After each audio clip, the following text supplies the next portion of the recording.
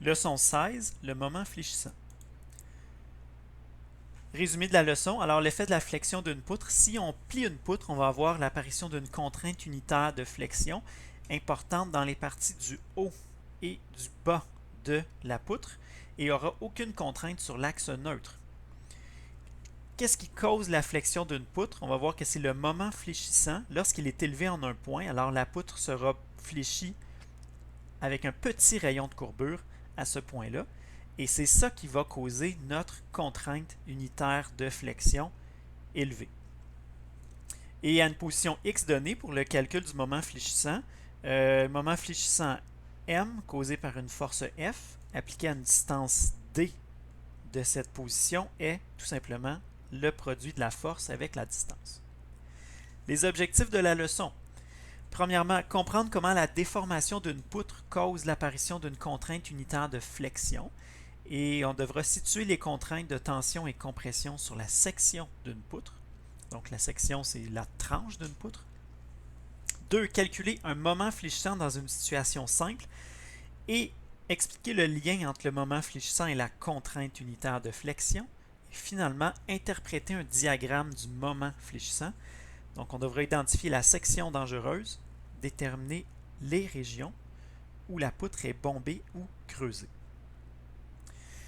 Alors on commence. Les forces exercées sur une poutre peuvent causer une déformation. Donc on a la poutre ici où est-ce qu'il n'y a aucune force. On exerce des forces dessus. Donc vous voyez que la poutre se déforme. Donc le centre est plus bas. Je vais exagérer la déformation pour les besoins de la démonstration ici. Alors je vais travailler avec une poutre déformée de cette manière-là. Évidemment, c'est déformation verticale exagérée, mais ça va nous permettre de bien voir le comportement que je veux montrer. Alors, la première chose, c'est que lorsque la poutre est déformée, vous voyez que ça épouse seulement partiellement la forme d'un arc de cercle. Donc, une poutre qu'on va plier, qu'on va soumettre à, par exemple, une force en plein centre, ne va pas se plier le long d'un arc de cercle, comme par exemple un macaroni le ferait. Hein? Donc, ce que ça va faire, c'est vraiment se plier partiellement selon un arc de cercle. Donc, vous voyez, j'ai tracé ici le cercle ici et la poutre, elle n'épouse pas parfaitement le contour. Par contre, sur des courtes distances, donc vous voyez qu'ici, l'ensemble de la poutre n'épouse pas le cercle, mais sur une courte distance. Donc, si je m'en vais prendre juste une petite section de la poutre, une section très très courte, on a un agrandissement ici. Alors, qu'est-ce qu'on voit? Bien, la petite section de la poutre sur une très petite distance, on peut voir qu'ici, on a approximativement un cercle. Donc, cette partie-là ici, ça épouse là, pour une petite distance la forme d'un arc de cercle et c'est caractérisé par quoi? Bien, par un rayon de courbure. Donc, normalement, plus le rayon de courbure est petit, donc par exemple, si vous avez une courbe ici avec un petit rayon de courbure, donc ça va tourner relativement vite. Donc, ça, c'est un petit rayon de courbure. Si vous avez une courbe avec un grand rayon de courbure, comme ça ici, donc un grand rayon de courbure, ça va tourner moins rapidement. Alors maintenant, on va regarder qu'est-ce qui se produit lors de la flexion, mais sur une toute petite partie de la poutre. Donc un petit peu comme on a vu précédemment, là, si on étudie juste un petit morceau de la poutre. On avait vu que la poutre, dans son ensemble, n'épouse pas la forme d'un arc de cercle, mais si on considère une petite section de la poutre, à ce moment-là, ça pourra épouser la forme d'un arc de cercle. Donc la petite partie de la poutre ici, juste cette petite partie-là, la forme que ça aura, c'est la forme d'une partie d'un arc de cercle. Alors, ici, encore une fois, la courbure a été exagérée. Donc, j'ai plié la poutre. J'ai pris cette section-là ici, qui a une longueur L. Et on voit que, encore une fois, bon, la courbure a été exagérée là, une autre fois pour le dessin ici. Mais on voit que ça épouse là, cette petite partie-là, la forme d'un arc de cercle. Et c'est caractérisé par un rayon de courbure. Bon, maintenant qu'on sait ça, la flexion de la poutre cause un allongement ou un raccourcissement. Donc, regardez ici la partie de la poutre qui est pliée. Donc, le centre ici a toujours une longueur L. Mais regardez le haut de la poutre. La distance ici, regardez le bas de la poutre. j'ai pris ces flèches-là et je les ai en quelque sorte remises à plat. Donc, qu'est-ce qu'on remarque? C'est que la partie du haut de la poutre, c'est plus court et la partie en bas de la poutre, c'est plus long. Donc, c'est normal, on déforme la poutre, on lui fait prendre la forme d'un arc de cercle. Ces parties-là ici sont plus proches du centre du cercle, ceux-là ici sont plus loin. Donc, en bas, ça s'étire et en haut, ça se comprime. Hein, c'est plus court en haut, c'est plus long en bas. Alors ça va causer l'apparition d'une contrainte. Donc, on a notre axe neutre. Lui, il est le long de quoi? Bien, le long de notre longueur L. Cette longueur-là n'a pas changé. Par contre, si je m'en vais en haut, on voit que la longueur est plus petite, c'est plus court. Et donc, si je veux raccourcir un matériau, qu'est-ce que je vais faire? Bien, je vais appliquer dessus une force de compression ou une contrainte de compression. En bas, par exemple, on voit que le matériau est étiré, donc je dois appliquer une contrainte de tension sur le matériau. Et c'est ce qu'on appelle la contrainte unitaire de flexion. Alors, la flexion du matériau cause un étirement, un raccourcissement, et donc on aura apparition d'une contrainte de tension ou de compression en haut ou en bas de la poutre. Maintenant, plus le rayon de courbure est petit, hein, donc on se rappelle un petit rayon de courbure ici, donc ça tourne relativement vite. Un grand rayon de courbure, ça tourne plutôt lentement. Donc la poutre, si on a un petit rayon de courbure, elle est beaucoup déformée. Alors les contraintes unitaires de flexion vont être élevées. Donc vous voyez ici, j'ai pris une poutre, elle est quand même beaucoup déformée. Donc ça, c'est celle qu'on regardait tout à l'heure. Celle-là ici, j'avais une force de 10. Imaginons que je mets une force qui est plus petite. Bien, si on met une force plus petite, on peut s'attendre à ce que la poutre soit moins déformée. Et vous voyez que le rayon de courbure, bien, si je les compare, ici, il est relativement petit et ici, il est beaucoup plus grand que ce que j'avais précédemment. Donc, un rayon de courbure plus grand veut dire une déformation moins prononcée.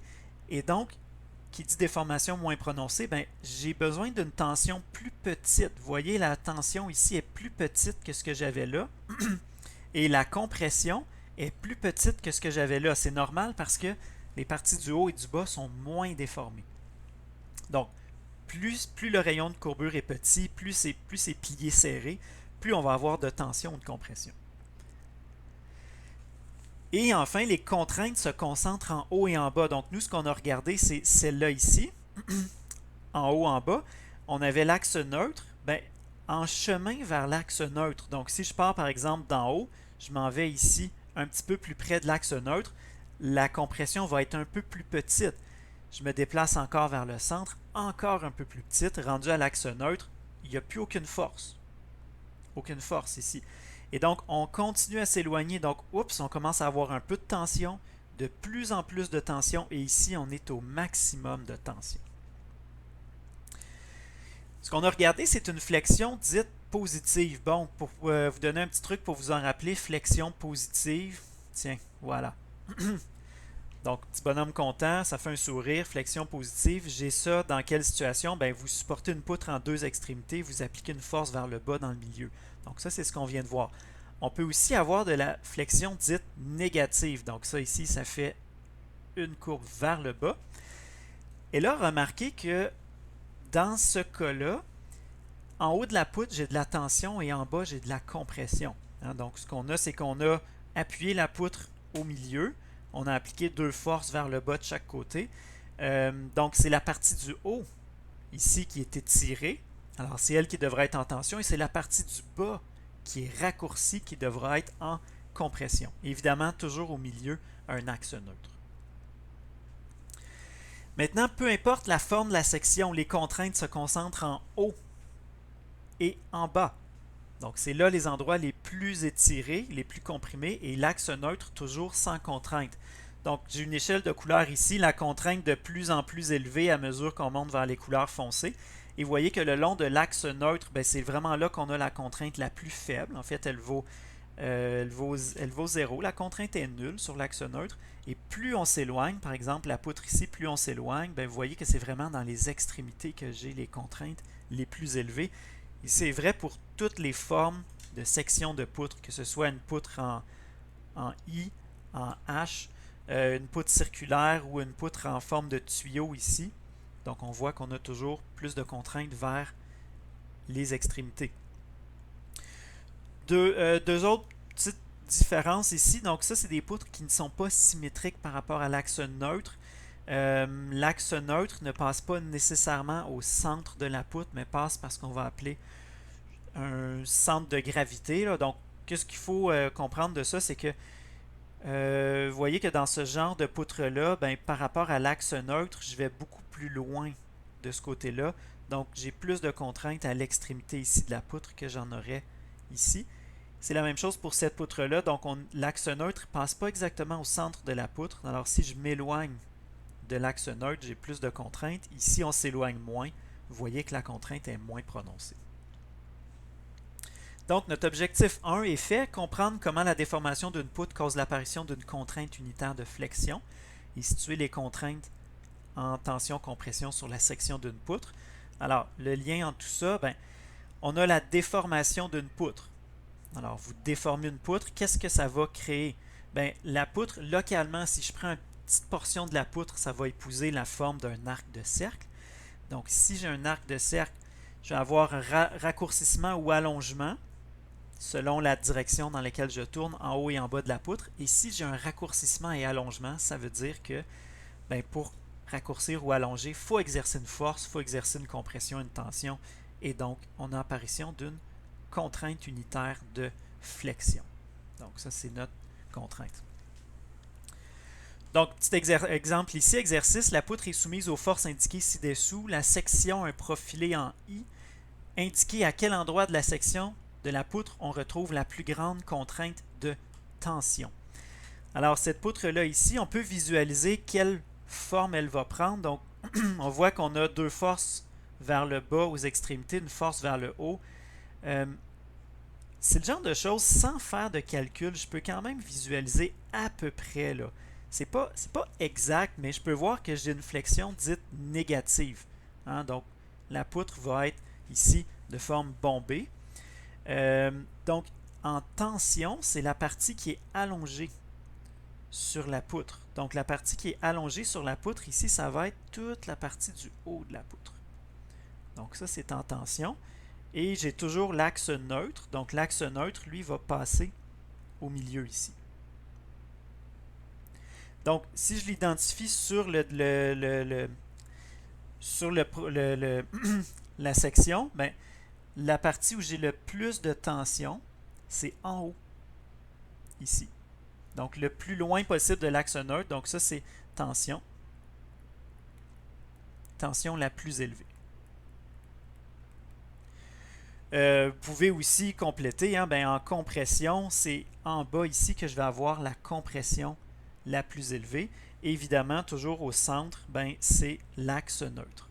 Donc ici au centre, c'est l'axe neutre. On va continuer avec notre deuxième objectif. Alors, ce qu'il faut comprendre, c'est que ce n'est pas seulement une force qui cause une déformation de la poutre. Regardez bien ça.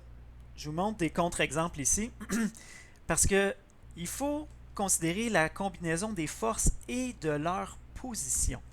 Voici des exemples. Donc, j'ai ici une force de 10 kN appliquée à 1 mètre de l'extrémité. Regardez le rayon de courbure que j'obtiens. Okay? Donc, je vois à peu près la déformation de la poutre ici. Regardez ce que j'obtiens maintenant. Je prends mon 10 kN puis je le mets beaucoup plus loin, donc à 3 mètres. C'est normal, pensez-y, si la portée de la poutre est beaucoup plus longue, c'est normal que j'ai plus de déformation et longue. Donc, le rayon de courbure, vous voyez ici qu'il est plus petit que ici. Donc, j'ai la même force, 10 kN, et encore une fois 10 kN, mais comme je l'ai appliqué plus loin, on va causer plus de déformation. Donc, ce n'est pas seulement la force, c'est également leur position. Je vous montre un autre exemple. Je reviens ici avec la deuxième situation. Donc, j'avais 10 kN à 3 mètres.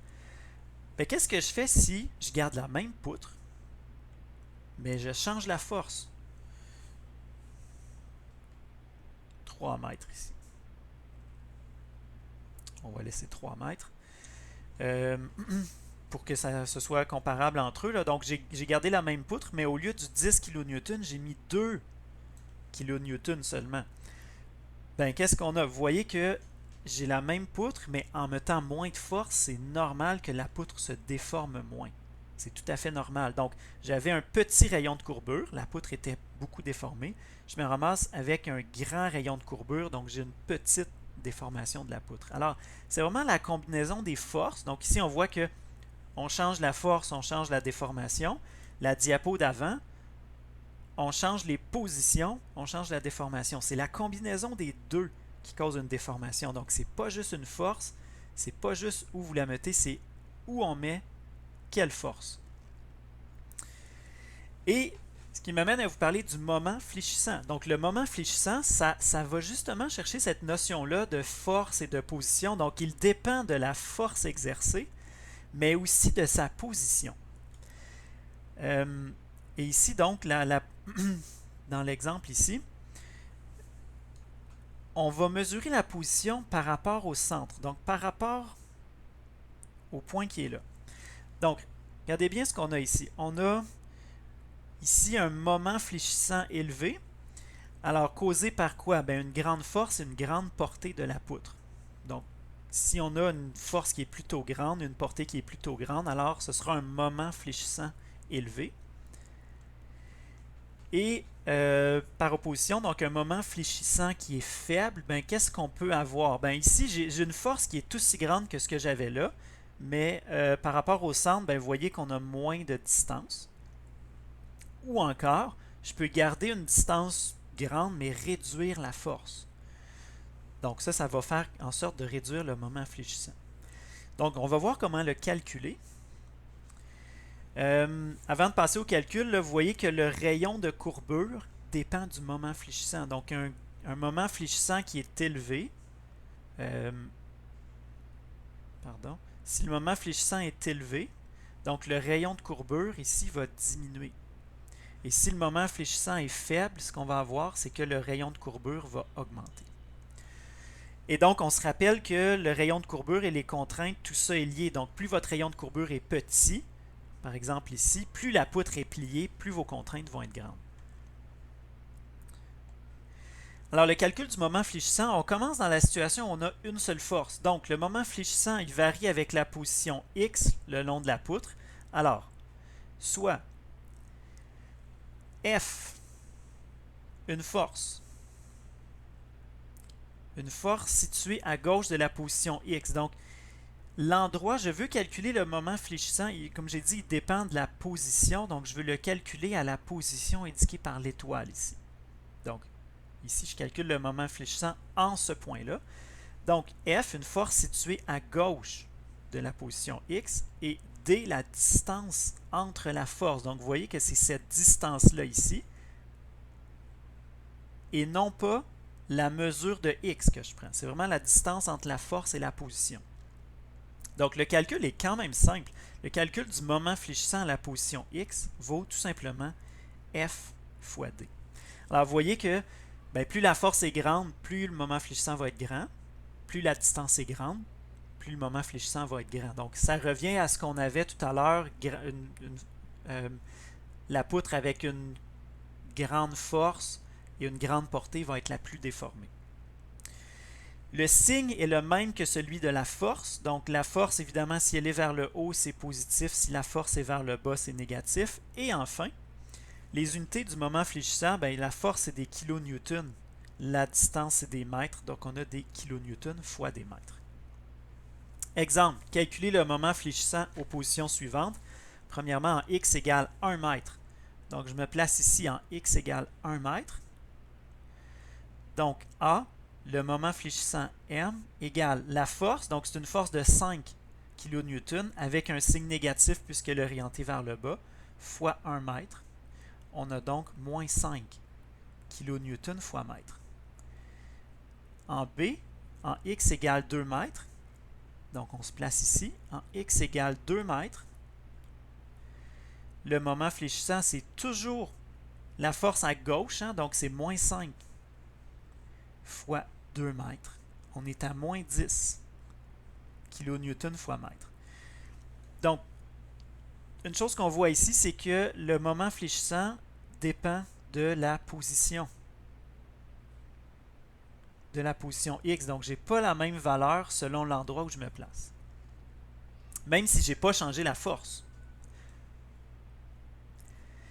Qu'est-ce qu'on fait quand on a plusieurs forces? Donc, remarquez ici la position pour laquelle je calcule le moment fléchissant, l'étoile qui est là, à une distance X. J'ai deux forces à gauche. Donc, une qui est à une distance, une force F1 qui est à une distance D1, une force F2 qui est à une distance D2.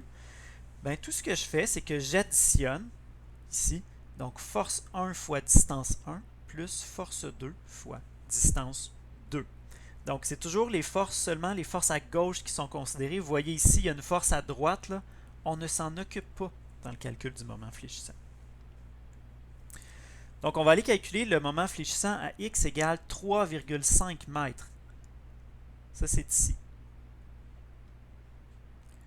Donc, x égale 3,5 mètres. Alors, ce qu'on va avoir, bien, on va avoir le moment fléchissant dû à la première force ici. Donc, elle est négative, moins 5 fois la distance, 3,5 mètres, plus cette force-là ici, donc la force de 20 kN, fois la distance. Donc, la distance ici, on va effacer, fois la distance. Vous voyez qu'on est à 3 mètres. La force de 20 kN est à 3 mètres de l'extrémité. Donc, qu'est-ce qu'on a ici entre la position X et la force? On a 0,5 mètres. Donc, plus 20 fois 0,5 mètres. On obtient ici un moment fléchissant de moins 7,5 kN fois mètre. Hein, c'est la même poutre que tout à l'heure. C'est la même poutre qu'à l'exemple 16.2. Vous voyez que selon la position, on n'a pas la même valeur de moment fléchissant. Donc, notre objectif 2 est fait. Calculer un moment fléchissant dans une situation simple. Alors, M égale F fois D, ou l'addition des forces fois distance, et expliquer le lien entre le moment fléchissant et la contrainte unitaire de flexion. Bien, ça ici, ça va résumer où est-ce qu'on était, là. On avait déjà vu ça pour l'objectif 1, hein, la déformation. Quand on a une déformation, la poutre épouse localement un arc de cercle. On a un raccourcissement, allongement en haut, en bas de la poutre, contrainte unitaire de flexion. Mais là, ici, qu'est-ce qui cause la déformation? C'est le moment fléchissant. Donc, plus le moment fléchissant est élevé, plus vous allez avoir de déformation et plus le rayon de courbure va être petit. Donc, le moment fléchissant, c'est vraiment... ça dépend de la force et de la position des forces. Enfin, interpréter la valeur du moment fléchissant, bien, ce qui va principalement nous servir, c'est identifier un endroit qu'on va appeler la section dangereuse. Donc, la section dangereuse, c'est la position X le long de la poutre qui a la plus grande valeur de M. Ça, c'est la section dangereuse. Donc, plus grande valeur de M. Et évidemment, ça, bien important, c'est en valeur absolue. Donc, si M est négatif, mais qu'il est il y a une valeur très grande en valeur absolue, bien, ça pourrait être la section dangereuse à cet endroit-là. Et évidemment, ben, c'est là qu'on va avoir le plus grand risque de rupture à cet endroit. Pourquoi? Ben, je vous rappelle le lien entre tout ça. Hein. Donc, si on a un moment fléchissant qui est très grand, le rayon de courbure va être petit et donc on va avoir beaucoup de tension-compression et on va avoir la plus grande contrainte unitaire. Donc, l'endroit où vous avez le plus grand moment fléchissant, c'est là qu'il y a la plus grande contrainte unitaire. On appelle ça la section dangereuse parce qu'il y a un risque de rupture élevé à cet endroit-là. Pour ce qui est du signe, ben, les régions où M est plus grand que 0, M est plus grand que 0, donc ça c'est une flexion dite positive, voilà. Ça fait un sourire, la poutre est creusée. Région où M est plus petit que 0, flexion dite négative, la poutre est bombée. Et diagramme du moment fléchissant, ben, on l'a vu, la valeur de M varie selon la position. On a pour la même poutre tout à l'heure, on a trouvé plusieurs valeurs différentes. Alors l'idéal va être de représenter M graphiquement. Exemple, ben, voici la poutre qu'on avait précédemment. Alors, le diagramme du moment fléchissant, c'est ceci. Donc, je vous rappelle que ce n'est pas dans les objectifs de construire ce diagramme-là. Vous n'avez pas à le construire. Vous devez interpréter un diagramme. Donc, on peut calculer quelques valeurs. Donc, nous, on avait calculé à 1 mètre, à 2 mètres, à 3,5 mètres. Fait que vous voyez que les valeurs qu'on a trouvées ont du bon sens sur le graphique. Donc, il faut être capable de calculer des valeurs de points comme ça, mais construire tout le graphique, ce n'est pas nécessaire. Donc, l'interprétation à donner, ben, deux choses. La contrainte est maximale à quel endroit? Ben, en valeur absolue, on a moins 15 ici, c'est là qu'elle est maximale en x égale 3 mètres. Et c'est la section dangereuse. Donc, à cet endroit-là, c'est là qu'on a la contrainte maximale. C'est là qu'on a le risque de rupture. Et enfin, la poutre est bombée sur toute sa longueur. Ben, M est plus petit que 0 partout sur toute la longueur. Donc, c'est une flexion dite négative et c'est une poutre qui est bombée sur toute la longueur. Donc, qu'est-ce qu'elle va faire? Ben, je vous l'avais dessiné là, tout à l'heure. Ça fait quelque chose à peu près comme ça. Ah, ben le voilà. Tiens. Le voilà, le dessin de la poutre. Donc, je l'ai fait exactement ici. Là, c'est exactement la déformation de la poutre. Donc, elle est bombée. Petite chose à remarquer, l'endroit où j'exerce la force ici, c'est pas nécessairement l'endroit où j'ai la plus grande déformation. Ça, on va voir ça plus tard là, quand on va parler de la flèche à la leçon 18 peut-être. Okay, donc, on va voir ça plus tard. Travail à faire, ben, exercice 1 à 3 de la leçon 16. Il n'y a pas de devoir pour cette leçon-là. Là, vous faites les exercices 1 à 3 seulement.